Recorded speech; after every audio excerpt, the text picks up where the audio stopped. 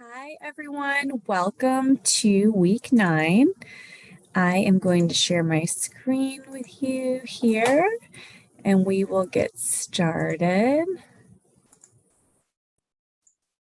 discussing single system and group research design. And this session is really designed to help you forward think about designing your program evaluation, which is really the final leg of the course, which we are entering into because we should all be very proud. We are more than halfway through the semester. The end is rapidly approaching, and you should all be incredibly proud of yourself and the progress that you've made throughout this course. Just to touch base really quick on last week, we focused on client satisfaction surveys and sampling. Your participation points this week were designed to help you think about what sampling strategy you are going to implement in your program evaluation. So start looking out for my feedback on that, because what I really like about this course is that all your participation points, your journals, your blogs, etc., are designed to help you think forward to the next assignment. So my feedback on your sampling strategies and designs will help inform the final part of this course, which is your final assignment, the program evaluation. So that's when you are going to be choosing a specific sampling design to implement. And there are many to choose from. So what I'm really looking at in your journals this week is sort of a logic behind it, a rationale, some evidence to inform your decision making. So look forward to my feedback around that. So focusing on this week, week 9, what we are really interested in exploring is single system and group research design. So we are going to switch it up a little bit this course, where I'm going to maybe go harder on one area of the course and give you a break on another area of the course. So because there is a lot to learn this week in terms of the many different types of research designs, I am going to embed all of your participation points within the soft chalk lesson this week, because when you will open up your soft chalk lesson this week, you'll notice that it is a little more intricate, a little more intense, requires more participation than weeks previous. So that is going to be worth a total of 5 points. And then I'm just going to open up a blog. That's really going to be your space. This was actually recommended to me in our mid-semester survey. Some of you were like, can we just have a place to offer each other peer support, to share with each other, to maybe ask for advice, to share materials, our analysis was working well for us. So I've decided to go for that.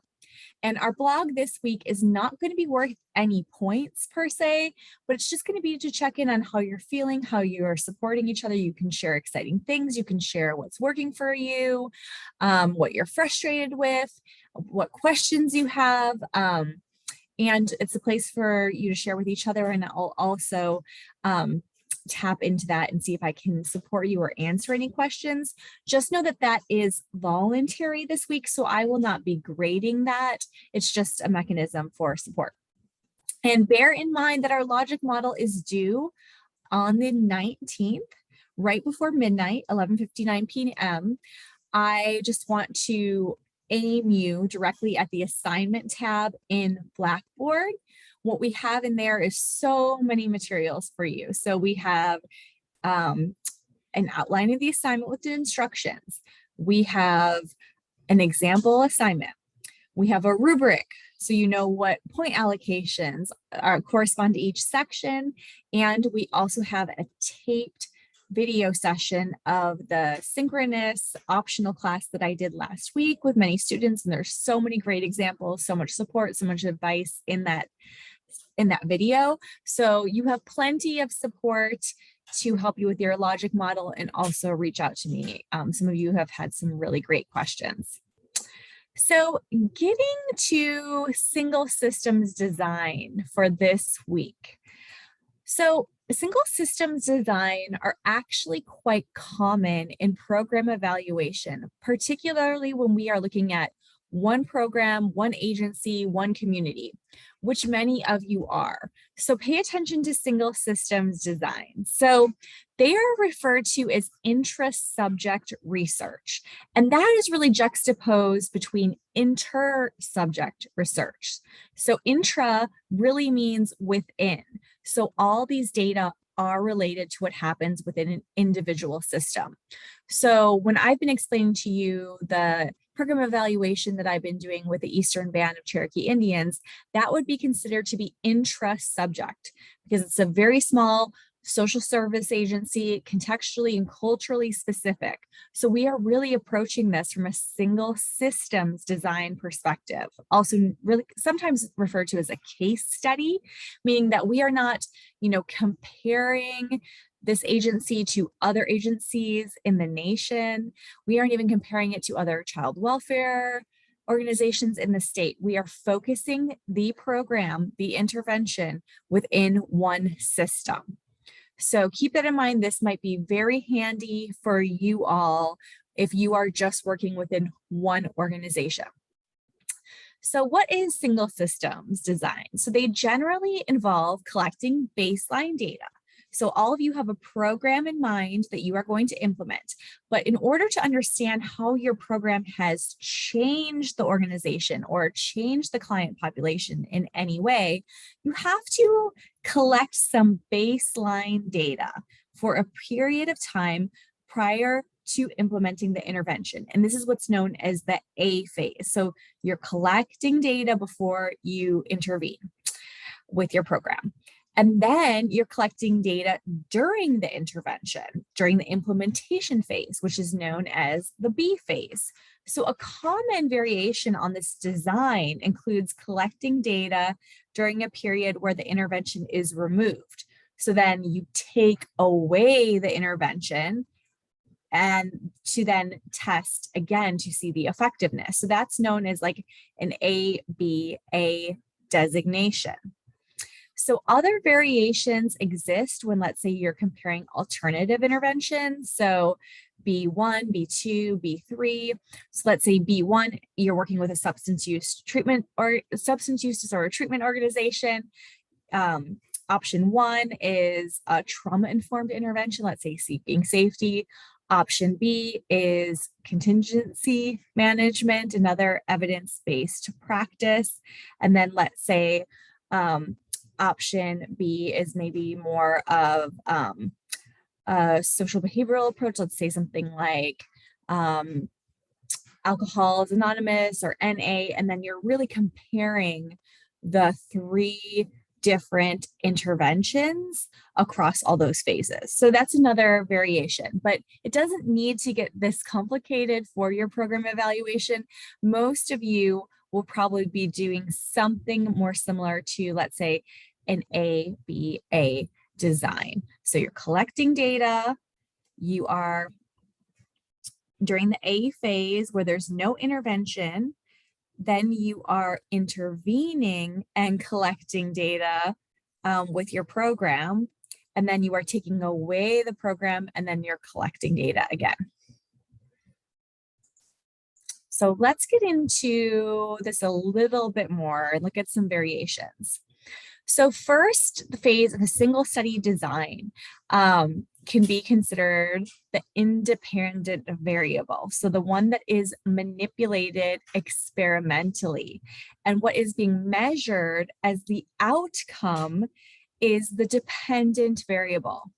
So let's say in this chart that our dependent variable is the level of depression and our independent variable is the actual intervention. So what we are doing is we are tracking this along these observational points. So we can see horizontally across the x-axis, we are looking and measuring things across time. And the frequency of number of counts is on the y-axis. So let's say that this is a therapeutic intervention. And this can often be used like with individual clients as well. So some of you might be more used to single systems design if you're looking at an N of 1 or one person, a client. So let's say there is absolutely no intervention that you're doing with the client, but every 2 weeks when you're seeing them, you're asking them the level of depression. You're just getting to know the client before implementing any sort of therapeutic strategies or techniques. And so you're just, week to week asking them to give you a measurement. And then you decide to move into the intervention stage and you start implementing some sort of specific skills, some sort of therapeutic strategy. And then you start seeing that their depression is decreasing when you ask them to rank their depression every week. Then you take away the intervention for a couple of weeks and you notice they flatten out. And then you reintroduce the intervention again, and then you notice their depression drops again. So that actually just gives you some information. So this is known as an A, B design. So I'm giving you an example of what you would do with an individual client, but that would be single subject design. But if you were to think about this as a single systems design, let's say you are implementing an intervention with a group of individuals at an organization and measuring the effect on depression. That's how you would really change this to being a single systems design. But same thing, you probably actually can borrow what you've learned from your practice classes and move it on to single systems design to get more of an idea. So we'll revisit this during the conclusion of these slides, but I'm going to move you on to introduce another type of design, which is called group research design. So within group research design, there's so many nuances and complex ideas behind them and complex designs. So sometimes we think of these as things more like experimental designs, randomized control trials, anything that uses a pool of subjects from a population and uses the very powerful tool of randomization. So people are randomly assigned into two groups. One group will be experimental. They will experience your program, experience the intervention, and the other group will experience, let's say, treatment as usual. They will be your control group, and then you will compare the two. So the results of these kinds of research designs and studies focus on generality. So generalization is really the outcome. So let's say within a single system research design, you are never able to claim that your results are generalizable. That's a limitation of that kind of design. Whereas in group research designs, you can say because we use randomization, we can actually look at our results in relationship to generalizing them to this population. It also involves a pre-test of the dependent variable. So you really need a baseline measure. Let's say we're using the example of depression.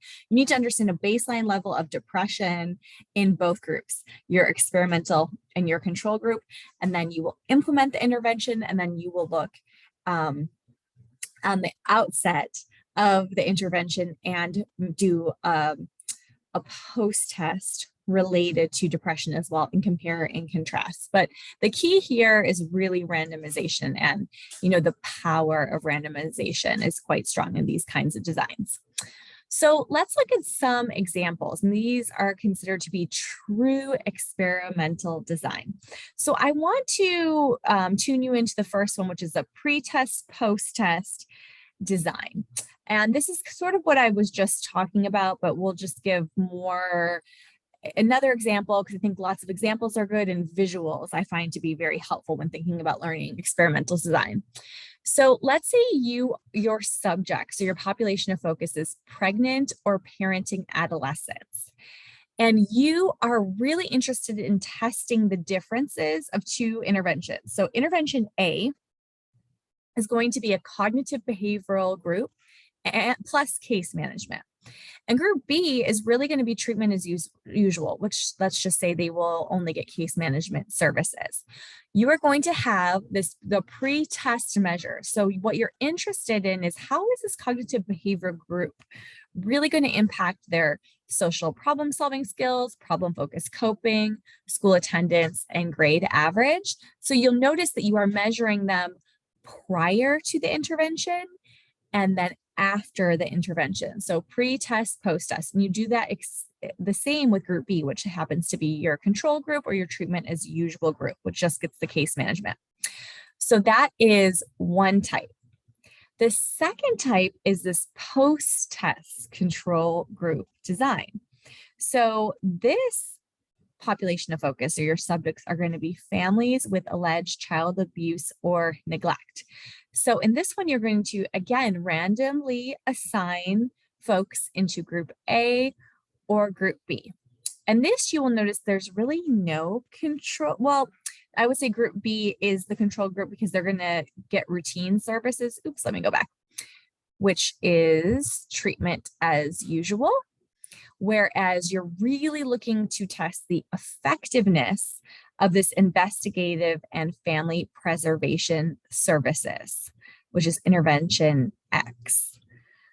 So in this case, let's say these families are coming into your organization and there is no ability to have a pretest, which is ideal. You want a pretest, but let's say for whatever reason you cannot have one.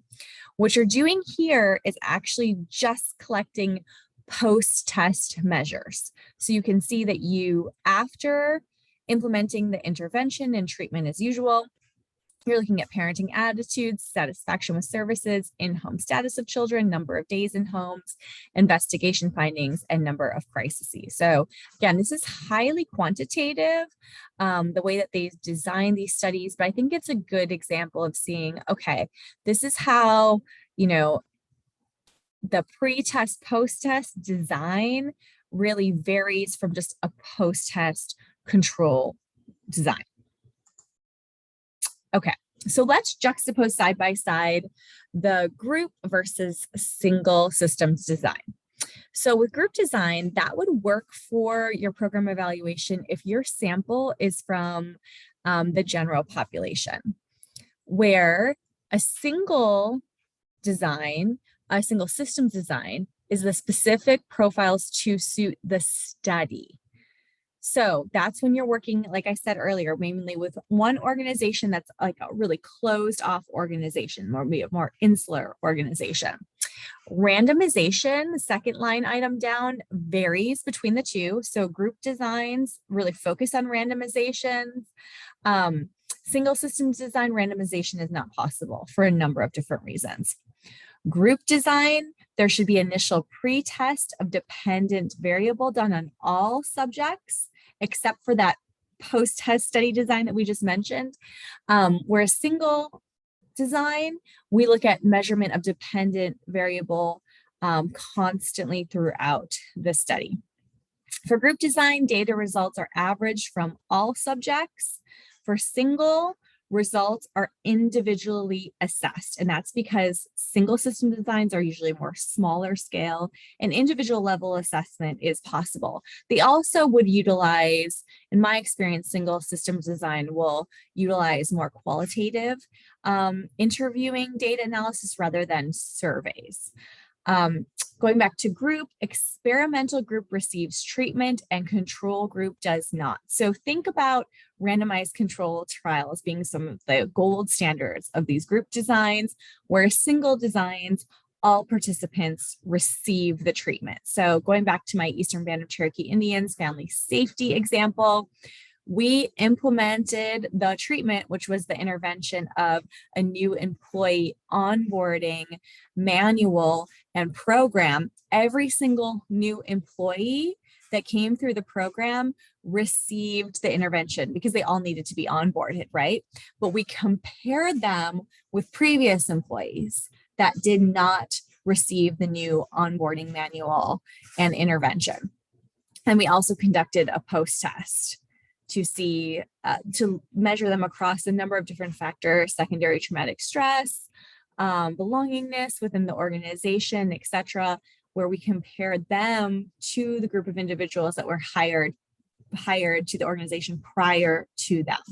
So you can see that there are differences because there is no randomization when you're working in single systems design. Comparison between pre and post measures is key to group design, whereas single design data is collected throughout the experiment again. And group designs allow you to generate findings that are based on inference. So statistical tests are used to rule out chance, whereas for single design, statistical tests may be used, but the focus is on socially or clinically significant results. So observable, measured, changes, and many different tests can be used, including observation, including self-report, including interview data, etc. Okay, so looking back at single systems design. So remember the single systems design that we looked at, the ABA designs. So authors that have used those types of designs have concluded several points from the observation. So the assessment process itself might be therapeutic for some participants. Look back at the chart where we looked at the measures of depression that were going down when we had the A, B design, where we're introducing the intervention and then taking it away, then introducing it again, okay? So we're interpreting the intervention outcome results that should be informed by this fact. So interventions should be evaluated compared to initial intake / screening levels rather than the assessment process data to detect the full impact of the entire experience of the assessment and the intervention combined.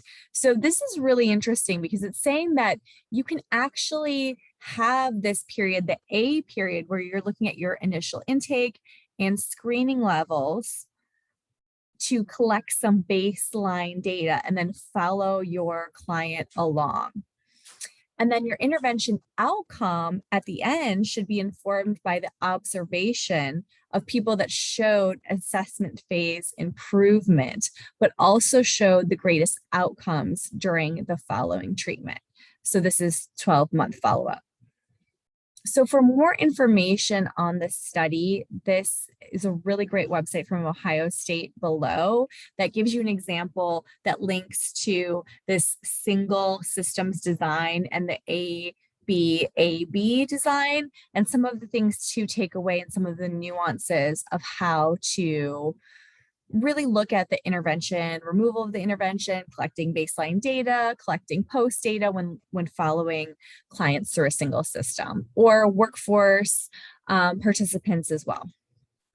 Okay, so next week, we are going to focus on measurement tools and strategies by selecting the best evaluation measure for your project. So we talked about a lot of different measures this week. So measures of depression, measures of secondary traumatic stress, measures of numbers of crises. So we've really focused mainly on qualitative interviewing and qualitative data analysis. And here's when we're going to look more into quantitative. So start thinking about what you want to increase and what you want to decrease amongst your population of focus, and then start looking into measurement tools. How am I going to measure that within my proposed program evaluation? Okay. So please know, and I love this quote, that learning is never done without errors or defeat. I have reached out to all of you this past week, letting you know about your grade in this course. I want you all to be successful. I'm your biggest supporter and cheerleader in this course. Know that I do not expect perfection. I remember what it's like to be a student and wanting every point and wanting to be perfect in all my courses, but I just don't expect that of you all, nor was I able to achieve that as a student myself. Just know that there are a lot of points to be given out in this course for you to earn. So do not become frustrated when you miss points here or there. Just try to look at the big picture, be patient, reach out for support when needed, try to stay on top of things. Some of you, I think, are getting frustrated when you are missing participation points each week, but just know that the best is yet to come in terms of migrating of your logic model, migrating of your presentation, of your program evaluation. So Do not get frustrated when you are missing points or when your grade dips below. Please reach out to me or below your standards. Reach out to me if I can help in any way at all. And I hope that you have a great week this week. And I will see you next week, and I will have fun grading your logic model assignments this week. All right. Take care, everyone. Bye.